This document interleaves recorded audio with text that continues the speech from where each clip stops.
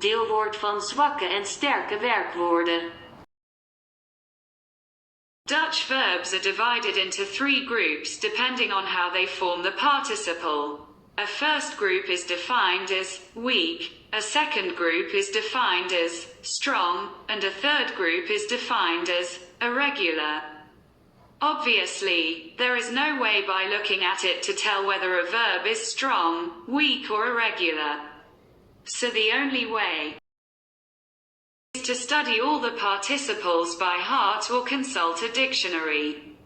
Participle of weak verbs. The participle of a weak verb consists of ge plus stem of the verb plus t. Gerookt, gekookt, gemist, gepraat. Gebouwd, gebeld, gehoord. T is added to the stems ending in T, K, P, S, F and CH. To all the others D is added. D is also added to verbs in which AZ or V is transformed into S or F, such as geloven is to believe. Whose stem is geloof and whose participle is geloofd.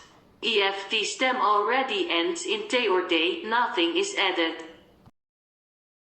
Weak verbs that begin with ge, be, her, ont or ver, do not add ge to the stem, geloofd. Verhuisd, bedoeld.